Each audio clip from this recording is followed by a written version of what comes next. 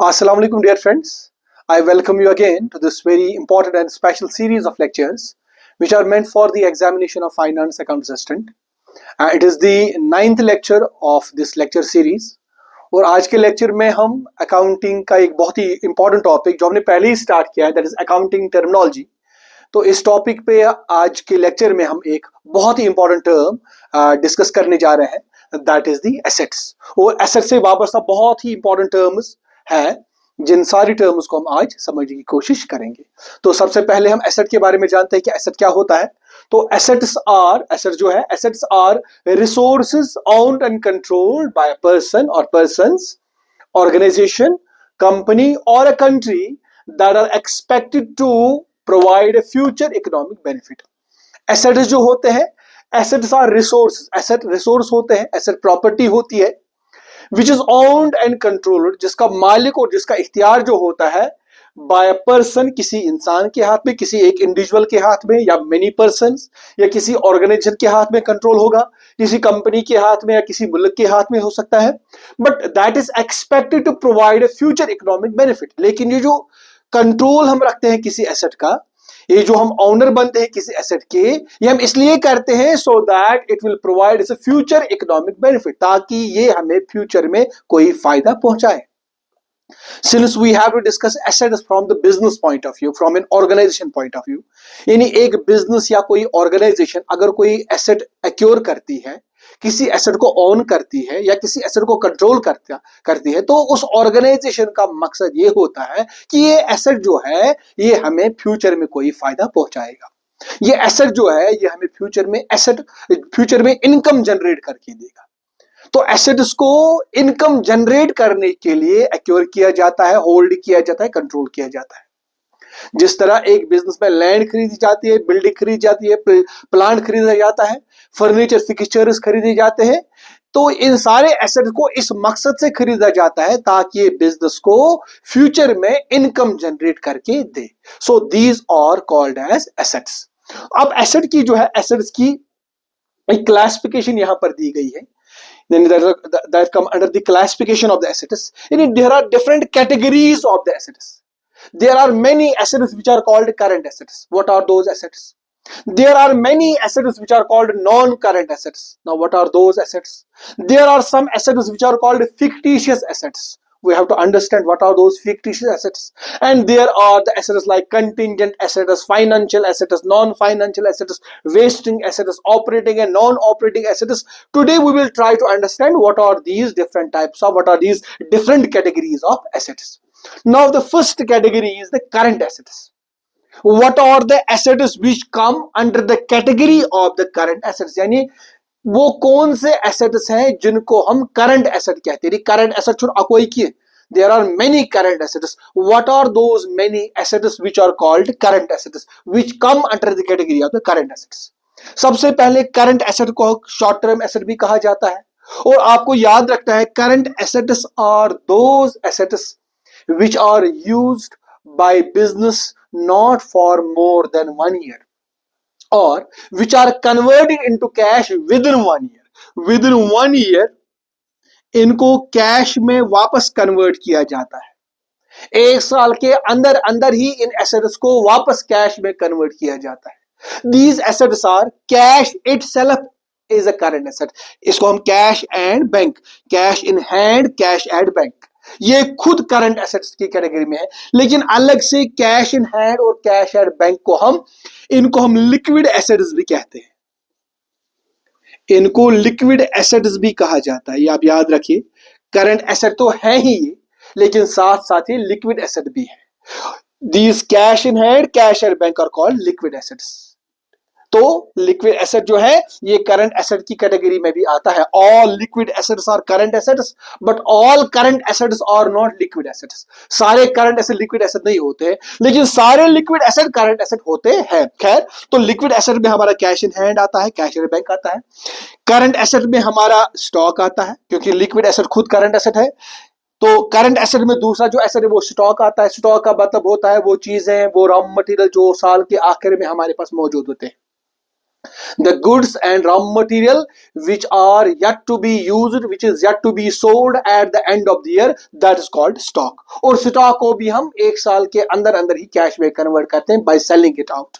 हम इसको बेच के फिर से कैश में कन्वर्ट करते हैं। इस तरह हमारा और एक करंट एसेट है डेटर्स। डेटर्स का मतलब होता है वो पर्सनस, वो ऑर्गेनाइजेशंस, वो लोग जिनको हमने उधार बेचा होता है, जिनको हमने उधार में चीजें बेची होती है, तो दोज आर कॉल्ड डेटर्स। तो डेटर्स भी हमारा करंट एसेट माना जाता है, क्योंकि डेटर्स से भी हम एक साल के अंदर अंदर ही पैसा वापस हासिल करते हैं। Next is prepaid expense.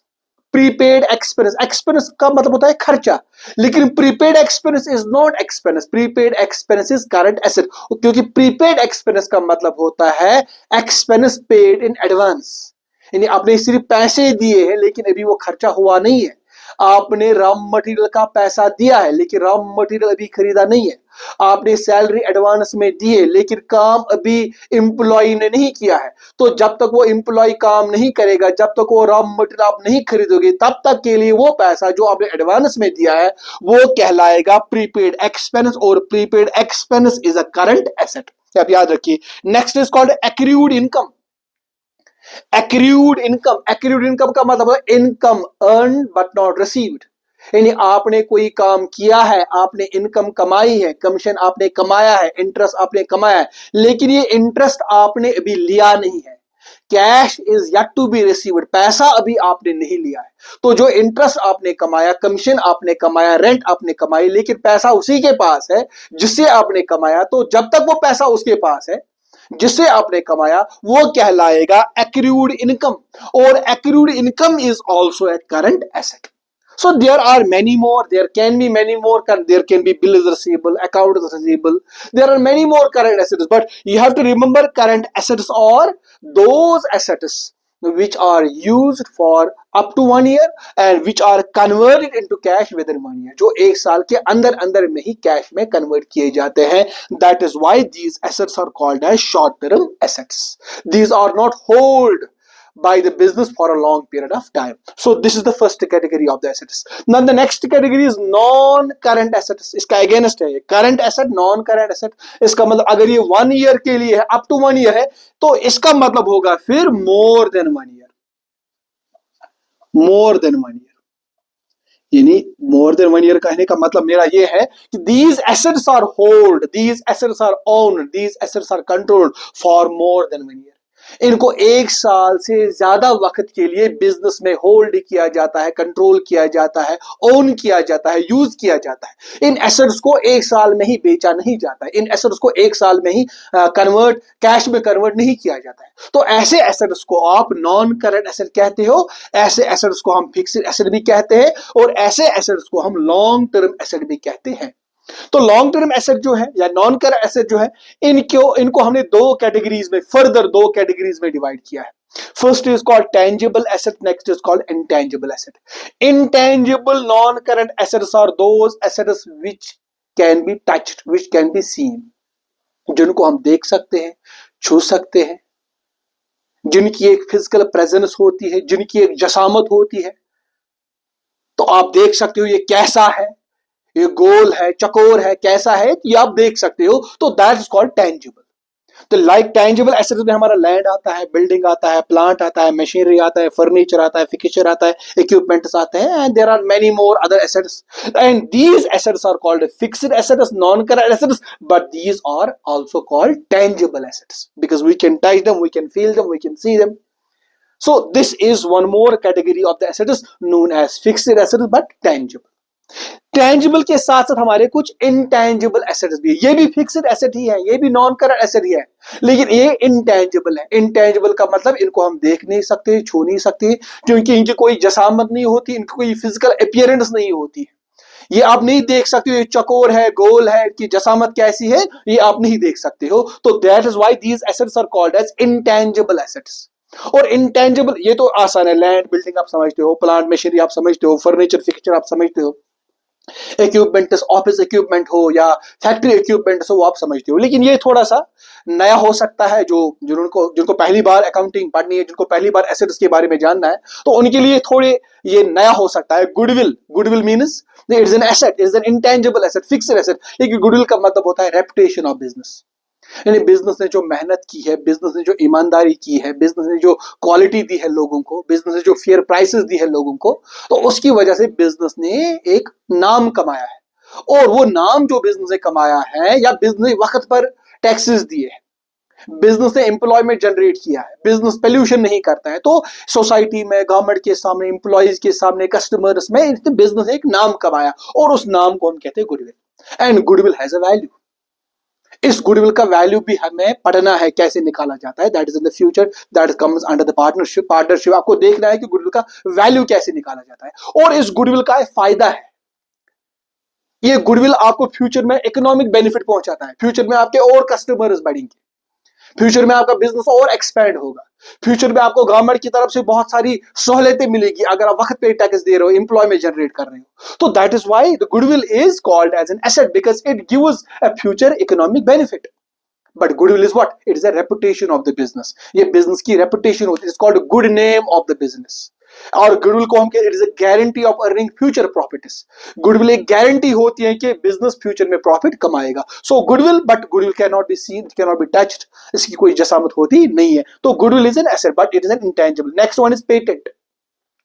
Patent होती है, it is a formula. Patent is output of a research. Patent यानी लेबोरेटरीज में, चाहे नेशनल लेबोरेटरीज में या किसी की पर्सनल लेबोरेटरी बिजनेस में, आप पर्सनल लेबोरेटरीज भी होती है, रिसर्च एंड डेवलपमेंट यूनिट्स अलग से बिजनेस की होती है, और वहां रिसर्च होती है, वहां इंजीनियर्स, रिसर्चर्स रिसर्च करते हैं और कोई नई चीज बनाते हैं, कोई नई इनोवेशन बनाते हैं, कोई नया प्रोडक्ट बनाते हैं, कोई नई कार, नया मोबाइल बनाया, या पहली बार जब मोबाइल बना होगा, पहली बार जब कार बनी होगी, वो कब कैसे बनी होगी? वो बनी होगी थ्रू ए रिसर्च, किसी लेबोरेटरी में, किसी, चाहे पर्सनल होगी चाहे नेशनल होगी, तो या किसी यूनिवर्सिटी में रिसर्च होती है, तो वहां जो वो फॉर्मूला बनती है कोई चीज बनाने की, उसको हम कहते हैं पेटेंट। ये पेटेंट बिजनेस का खुद का हो सकता है, खुद का होगा तो तब भी ये एसेट है। अगर बिजनेस पेटेंट खरीदता है किसी से तो तब भी ये एसेट ही है, लेकिन होता है in the shape of a formula, लेकिन इसकी कोई जसामत होती नहीं है। तो patent is also an intangible asset. इसी पेटेंट की बुनियाद पर फिर लाखों करोड़ों में फिर वो चीजें बनाई जाती है और लोगों तक पहुंचाई जाती है, but formula is only one. ये पेटेंट जो है एक मुल्क की तरक्की का जो इंडिकेटर होता है, दैट इज पेटेंट। जिस मुल्क में जितने ज्यादा पेटेंट्स होंगे, ये सबूत है कि इस मुल्क में इतनी ज्यादा रिसर्च होती है, इस मुल्क में इतनी ज्यादा नॉलेज है, इस मुल्क में इतनी ज्यादा इंटेलेक्ट्स है। खैर, तो पेटेंट जो है, पेटेंट बिजनेस का एक इंटेंजिबल एसेट होता है। Next one is copyright. Copyright होता है, it is related with the writers. यानी मेरे, फॉर एग्जाम्पल, मैं बिजनेस करता हूं लेकिन मेरे पास एक प्रिंटिंग प्रेस है, मैं किताबें छापता हूं, लेकिन किताबें कौन सी छापूंगा? जब कोई लिखेगा। कभी प्रिंटिंग प्रेस के पास कभी अपने भी राइटर्स होते हैं, लेकिन कई राइटर्स को जो एक्सटर्नली होते हैं राइटर्स, ये इनके पास जाते हैं, पब्लिशर्स इनके पास जाते हैं, उनसे किताबें लेते हैं और उनसे राइट लेते हैं कि हम वो किताब छापें। जो वो राइट देते हैं कि हम उनकी किताब को छाप सकते हैं, फिर उसको बेच सकते हैं, तो that right is called copyright. ये सिर्फ किताब के बारे में, किसी म्यूजिक के पीस ऑफ म्यूजिक हो सकता है, कोई पेंटिंग हो सकती है, तो उसके बारे में भी कॉपीराइट होता है। और वो कॉपीराइट हमें उस ऑनर से, इसको बोलते हैं आईपीआर, इंटेलेक्चुअल प्रॉपर्टी राइट, हमें वो उससे खरीदनी पड़ती है। और खरीद के जब उससे वो राइट खरीदते हैं, तो right has no shape, that is what is called intangible asset. तो वो राइट जो हमारे पास होती है, वो राइट हमारा कॉपीराइट होता है, वो हमारा एसेट होता है, वो हमारे बिजनेस को फ्यूचर में इकोनॉमिक बेनिफिट पहुंचाता है। और जिससे हम ये खरीदते हैं ये राइट, उसको भी हम, उसका या तो हम पूरी राइट खरीदते हैं या उसे हम रॉयल्टी देते हैं। Next one is trademark.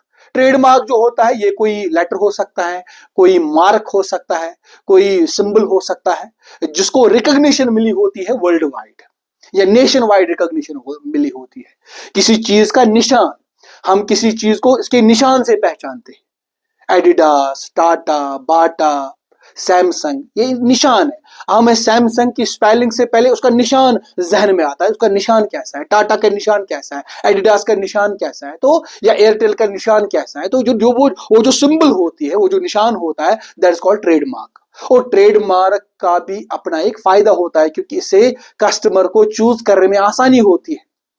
और इससे बिजनेस को बहुत सारा फायदा मिलता है ट्रेडमार्क से, अगर इसकी फुली रिकॉग्निशन होगी। और ये ट्रेडमार्क भी बिजनेस का एसेट कहलाता है, जिसकी रिकॉग्निशन हो। हर एक ट्रेडमार्क एसेट नहीं होता है।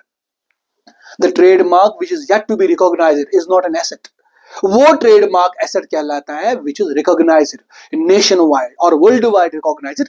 वो ट्रेडमार्क जो होता है वो एक बिजनेस का एसेट होता है और बिजनेस को फ्यूचर में इकोनॉमिक बेनिफिट पहुंचाता है। So these are called as, चाहे अब टेंजिबल हो या इंटेंजिबल हो, they have a value and these are called as non current assets, these are called as fixed assets, long term assets. Why? Because these are owned, controlled, hold by a business for more than 1 year. 1 साल से ज्यादा वक्त के लिए ये business में hold किए जाते हैं। Now comes the next category, fictitious assets. Fictitious word आपको पता होगा। फिक्टिशियस का मतलब होता है फर्जी, नॉट रियल, जिसकी कोई एग्जिस्टेंस ही ना हो। तो यहां भी कुछ ऐसी एसेट्स होते हैं हमारे बिजनेस में which are not real, these are not real assets. ये ऐसे एसेट्स होते हैं which can not be sold, इनको बेचा नहीं जा सकता है क्योंकि एसेट होते ही नहीं। आप बेचोगे क्या? ये एसेट है ही नहीं। आप उस एसेट को बेच सकते हो चाहे टेंजिबल हो, इंटेंजिबल हो, जो हो, लेकिन कुछ एसेट्स ऐसे भी होते हैं जो होते ही नहीं है, तो जो होगा ही नहीं उसको आप बेचोगे कैसे? अब ये कैसे एसेट्स हैं? ये ऐसे एसेट्स होते हैं जिनको सिर्फ अकाउंटिंग पर्पस के लिए रिकॉर्ड किया जाता है। रियल में, रियल वर्ल्ड में इनकी कोई एग्जिस्टेंस नहीं होती है। This are accounting assets. तो इसलिए हमें जानना बड़ा जरूरी है ये कौन से एसेट्स हैं which do not exist in real but are recorded in the books of accounts। ये एग्जिस्ट नहीं होते लेकिन बुक्स ऑफ अकाउंट्स में ऐसे एसेट्स को रिकॉर्ड किया जाता है। तो such assets are called as fictitious assets. These cannot be realized, these cannot be converted into cash, these cannot be sold। इनको ना तो आप कैश में कन्वर्ट कर सकते हो, ना इनको बेच सकते हो, और ना ही इनकी कोई फिजिकली कोई जसामत होती है, इनको आप देख छू नहीं सकते हो। These are intangible but are fictitious। खैर, इनमें कुछ एग्जांपल्स मैं आपको देता हूं, तो एग्जांपल्स के जरिए हम समझते हैं कि फिक्टिशियस एसेट होते क्या है। तो पहली एग्जांपल है प्रिलिमिनरी एक्सपेंस। प्रिलिमिनरी एक्सपेंस का मतलब होता है वो खर्चे जो बिजनेस को स्टार्ट करने के वक्त हम लगाते हैं। इनॉग्रेशन पे, फाउंडेशन स्टोन लगाने पे, या आपने कोई सर्वे की है उस पे, बिजनेस स्टार्ट करने से पहले आपने कोई सर्वे की है उस पे आपने, तो ये आप खर्चा करते हो बिजनेस के स्टार्ट होने के वक्त। तो आप चाहते हो कि जितना मैं खर्चा बिजनेस के स्टार्ट होने के वक्त करूं, चाहे आप इनॉग्रेशन किसी मिनिस्टर से करवाते हो, किसी ब्यूरोक्रेट से करवाते हो, किसी रेप्यूटेड पर्सनालिटी के जरिए आप करवाते हो, फाउंडेशन स्टोन से लगवाते हो, या आप क्यों करते हो? Why do we do this? क्योंकि किसी रेप्यूटेड पर्सन को बुलाना या खुद करना, इसमें फर्क है। हम किसी मिनिस्टर को या किसी ब्यूरोक्रेट को बुलाएंगे, किसी रेप्यूटेड पर्सन को बुलाएंगे, उसमें तो खर्चा लगेगा, उसका खाना पीना, डेकोरेशन वगैरह वगैरह, बहुत सारे लोग भी होंगे साथ, तो इसमें एक खर्चा लगता है। आप अकेले करोगे तो, खुद करोगे तो उसका कोई खर्चा नहीं लगेगा, खर्चा बहुत कम होगा। लेकिन आप चाहते हो नहीं, मैं खर्चा ही करूं, मैं किसी रेप्यूटेड पर्सन के जरिए करवाऊं, या हम इसलिए करते हैं because we want to gain benefits out of that expenditure.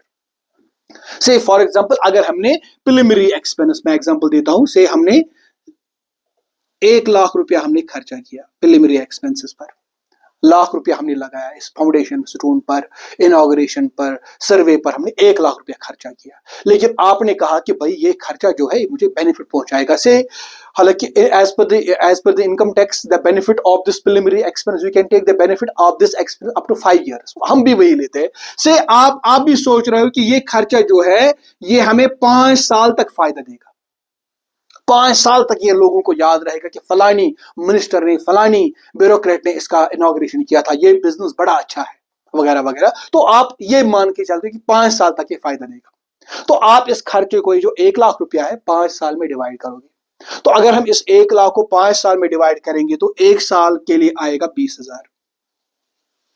तो हर साल 20,000, 20,000, 20,000, 5 साल तक 20,000। तो ये जो इस साल, जिस साल आपने बिजनेस स्टार्ट किया, इस साल के खर्चों में आप 20,000 लिखोगे, प्रिलिमिनरी एक्सपेंस में से 20,000 आप माइनस करोगे, बाकी कितने बच गए? 80,000। क्योंकि 80,000 आप मानते हो ये अगले 4 साल में फायदा देगा। अगर ये अगले साल में ये 80,000 फायदा देगा तो आपको जरूरत नहीं है इसको आज माइनस करने की। इस साल आप 20,000 को ही माइनस करोगे। अब ये जो 80,000 बच गए ये आप अगले 4 सालों में माइनस करोगे। लेकिन ये 20,000 तो आपने दिखाए खर्चे, ये 80,000 आप कहां दिखाओगे? इन्हीं 80,000 को हम दिखाते हैं प्रिलिमिनरी एक्सपेंस में एज फिक्टिशियस एसेट। ये जो 80,000 बच गए, इनको आप ट्रीट करते हो एज फिक्टिशियस एसेट। फिर अगले साल फिर से 20,000 माइनस करोगे, फिर बचेंगे 60,000, और फिर अगले साल फिर 60,000 को दिखाओगे फिक्टिशियस एसेट। इस तरह आगे चलता रहेगा, और at the end of 5 years there will be zero fictitious, there will be zero preliminary expense. Fictitious asset और भी हो सकते हैं, लेकिन प्रिलिमिनरी एक्सपेंस जीरो होंगे। तो 5 साल तक अभी माइनस करोगे।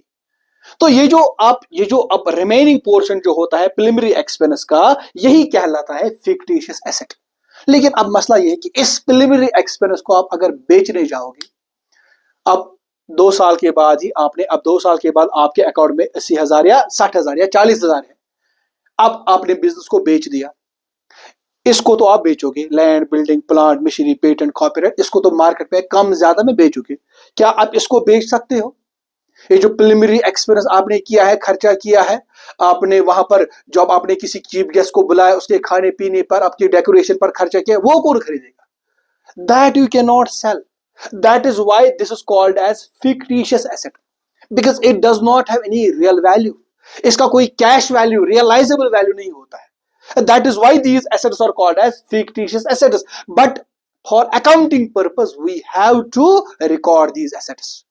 We assume that this asset will give us a benefit for 5 years, but ये हम accounting में assume करते हैं, so we cannot deduct 1 lakh rupees from only 1 year. We have to deduct this 1 lakh in 5 installments.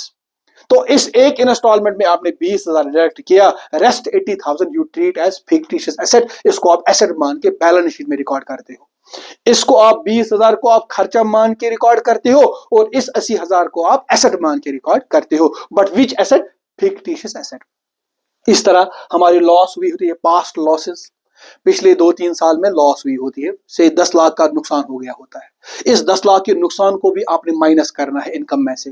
लेकिन आप नहीं चाहते हो कि 10 लाख रुपया एक ही साल में माइनस किया जाए। अगर आप 10 लाख रुपया एक साल के प्रॉफिट में से माइनस करोगे तो प्रॉफिट बहुत ज्यादा कम हो जाएगा। तो आप नहीं चाहते हो कि प्रॉफिट पर इतना ज्यादा बुरा असर पड़े, तो आप इस 10 लाख को भी पोस्टपोन करते हो, इसको 10 साल में डिवाइड करते हो, तो 1-1 लाख रुपया आप माइनस करते हो। तो बाकी जो बचता है पास्ट लॉसेस में, या पोस्टपोन करते हो, और पोस्टपोन करने के बाद इसको आप दिखाते हो बैलेंस शीट में एज फिक्टिशियस एसेट। 10 लाख का नुकसान हो गया, आपने 1 लाख माइनस किया, 9 लाख बच गए, 9 लाख आप दिखाते हो, 1 लाख तो आप दिखाते हो एक्सपेंस, 9 लाख आप दिखाओगे फिक्टिशियस एसेट। इस तरह दूसरा डेफर्ड रेवेन्यू एक्सपेंस। डेफर्ड का मतलब होता है, deferred means postponed. Revenue expense यानी जिस खर्चे को आपने इस साल माइनस करना था, आपने इस साल माइनस करने के बजाय इसको पोस्टपोन किया। क्यों किया? उसके रीजंस है। आपको लगता है कि कोई रेवेन्यू एक्सपेंस का मतलब होता है the benefit of which remains for 1 year. Revenue expense होता है जिसका फायदा 1 साल तक रहे। लेकिन कभी आपको लगता है कि नहीं, ये जो मैंने रेवेन्यू एक्सपेंस किया अंडर नेम से एडवर्टीजमेंट एक्सपेंस, रेवेन्यू एक्सपेंस में होता है एक एडवर्टीजमेंट एक्सपेंस। एडवर्टीजमेंट एक्सपेंस आपने किया, लेकिन इस पर आपने ज्यादा ही कुछ पैसा लगाया, एडवर्टीजमेंट पर आपने 1 करोड़ रुपया लगाया इस पर। अब आपको लगता है कि नहीं, ये जो मैंने 1 करोड़ रुपया एडवर्टीजमेंट पर लगाया है तो ये रेवेन्यू एक्सपेंस, लेकिन ये 1 करोड़ मुझे 10 साल के लिए फायदा देगा। तो आप क्या करते हो? आप भी इसको डिवाइड करते हो, पोस्टपोन करते हो। डेफर्ड का मतलब पोस्टपोन करते हो। आप इस साल के लिए आप सिर्फ 1 लाख से 10 लाख दिखाते हो, बाकी जो 90 लाख होते हैं उनको आप पोस्टपोन करते हो, आप दिखाते हो एज फिक्टिशियस एसेट। लेकिन अगर आपको फिर इनको बेचना होगा, बिजनेस इसी दौरान 10 साल के अंदर ये बिजनेस वाइंड अप हो गया, अब बिजनेस के सारे एसेट्स आपने बेचे, ये भी एसेट्स में एक एसेट है फिक्टिशियस एसेट, इसको कौन खरीदेगा? There will be no buyer for a fictitious asset, and that is why these are called fictitious, because these are not real assets.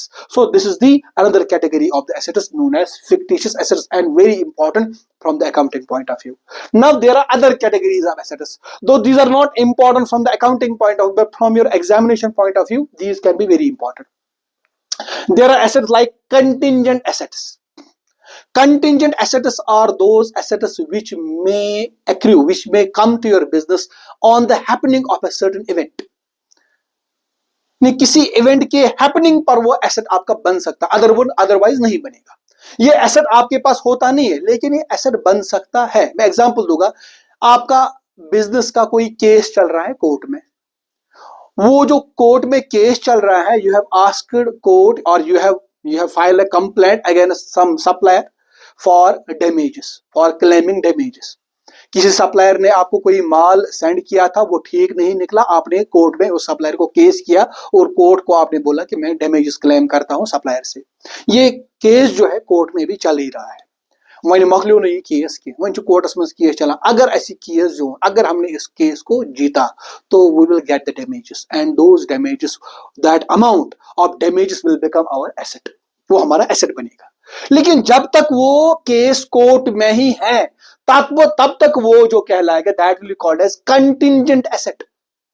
ये कंटिंजेंट एसेट कहलाएगा जब तक ये केस जो है कोर्ट में चल रहा है, ट्रायल भी चल रही है, अभी फैसला नहीं आ रहा है, कोई वर्डिक्ट नहीं आया, जब तक केस में जब तक कोर्ट में जो केस है ये चल ही रहा है, this will be called as contingent asset. और अकाउंटिंग में इसकी, ये कंटिंजेंट एसेट तो टर्म है बट अकाउंटिंग में कहीं इसको रिकॉर्ड नहीं किया जाता because it is not real, इसकी कोई अकाउंटिंग इंपॉर्टेंस नहीं है। लेकिन अगर अब वर्डिक्ट आया, हमने केस जीता और हमें डैमेजेस मिल गई, that will be recorded as an asset, उसको उस वक्त फिर एसेट रिकॉर्ड, फिर वो कंटिंजेंट एसेट नहीं रहा, फिर वो एसेट बन गया। कंटिंजेंट वो तभी तक है जब तक वो केस कोर्ट में चल रहा है। सो कंटिंजेंट एसेट वो एसेट होते हैं which may or may not become an asset or which may become an asset on the happening of a certain event। किसी इवेंट के हैपनिंग पर वो एसेट बनते हैं, those are called as contingent assets but are not recorded in the books of accounts। next is financial assets and non financial assets। Financial को non financial के साथ जोड़ो, आपको खुद समझ आएगा।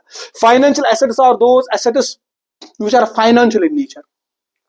इनको ये पहले हम नॉन फाइनेंशियल समझते हैं, उसके बाद फाइनेंशियल समझते हैं। Non financial assets are these assets और non financial assets. Non financial assets are land, building, plant, machinery, patent, goodwill, these are non financial assets. Financial assets कौन होते हैं? Financial assets are related with the finances, like आपने share खरीदा, आपने stock खरीदा, आपने कोई डिबेंचर खरीदा, आपने डिपॉजिट दिया है, आपने डिपॉजिट रखा है, कोई फिक्स्ड डिपॉजिट है आपका कोई एन्युटी डिपॉजिट है, आपकी कोई म्यूचुअल फंड्स पॉलिसी है। तो these bond, shares, debentures are called as financial assets. Business के पास फाइनेंशियल एसेट्स भी होते हैं, बिजनेस ने दूसरे बिजनेस के शेयर्स खरीदे होते हैं, डिबेंचर्स खरीदे होते हैं, तो these assets are called as financial assets. These are the assets which are used to raise finance। Finance को रेज करने के लिए इन एसेट्स को इस्तेमाल किया जाता है और हमने इन एसेट्स को खरीदा है, लाइक शेयर को खरीदा है, बॉन्ड को खरीदा है, डिबेंचर को खरीदा है, किसी सर्टिफिकेट को खरीदा है, या बैंक में डिपॉजिट कोई रखा होता है, those are called as financial assets. And non financial assets are these assets, physical assets, tangible assets, current assets are called non financial assets. Next one is wasting asset. Wasting assets are those assets who get depreciate, whose value depreciates over a period of time।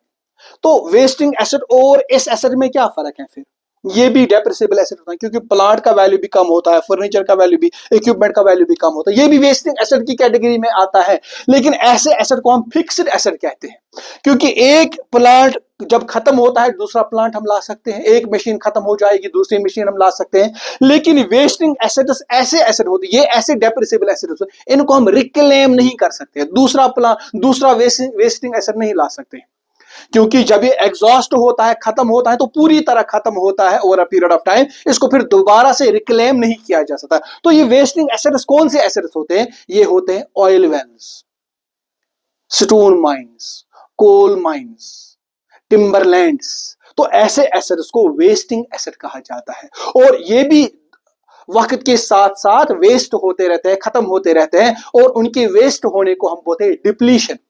यहां fixed asset के लिए हम word करते हैं use depreciation, इनके कम होने को depreciation बोला जाता है, लेकिन वेस्टिंग एसेट के कम होने को डिप्लीशन बोला जाता है। तो वेस्टिंग एसेट्स का are those assets the value of which decreases, depreciates over a period of time, which have a fixed life। Wasting asset का भी एक फिक्स्ड लाइफ होता है, ये भी खत्म होते हैं, बट ये वो एसेट्स होते हैं जिनको रिक्लेम, रिन्यू नहीं किया जा सकता है, दोबारा नहीं लाया जा सकता है। तो oil wells, stone mines, coal mines are the example of the wasting assets. Now the last category is operating and non operating assets. बिल्कुल आसान है। ऑपरेटिंग एसेट्स वो होते हैं जिनको डेली ऑपरेशंस में, बिजनेस के रोजमर्रा के काम में इस्तेमाल किया जाता है। अब लैंड को, बिल्डिंग को, प्लांट को, मशीन को, फर्नीचर को, इक्विपमेंट्स को तो रोज इस्तेमाल किया जाता है। Those are called operating assets. अब नॉन ऑपरेटिंग एसेट्स वो होते हैं जिनको बिजनेस के रोजमर्रा के काम में इस्तेमाल नहीं किया। नॉन ऑपरेटिंग एसेट में ये आएगा फाइनेंशियल एसेट्स। आप बिजनेस है, कोई स्टॉक लिया है, कोई डिवेंचर लिया है, कोई शेयर खरीदा है, कोई सर्टिफिकेट रखी है, तो वो कहाँ इस्तेमाल होती है? इन डेली ऑपरेशन। तो ये जो शॉर्ट टर्म इन्वेस्टमेंट होती है, लॉन्ग टर्म इन्वेस्टमेंट जो होती है बिजनेस की, those are called as non operating assets because these assets are not used in the daily operations of the business. So these are the different categories of the assets, and this is what the asset is all about. I hope, though it took me a bit long, but this is very important from the accounting point of view. For the accounting journey is concerned, to make it very simple, to make it very easy, we must understand the asset, its meaning and the different categories of the assets. क्योंकि आइंदा आने वाले lectures में तो ये बार बार हम कहीं इस्तेमाल करेंगे, तो यह हमें इनकी मीनिंग पूरी तरह से पता होनी चाहिए। तो मुझे लगता है कि मैंने एक कोशिश की कि आपको ये समझाने की, और मुझे उम्मीद है कि आपको ये समझ में आया होगा। I hope you have understood this, but if there is any doubt, any confusion, any question, you can write that to me. I'll be happy to answer any of your question. तो हम मिलते हैं अपने next lecture में अपने एक accounting terminology की एक नई टर्म के साथ, और नए लेक्चर तक मैं आपसे विदा लेता हूं। Till then I wish you best of luck. अल्लाह हाफिज।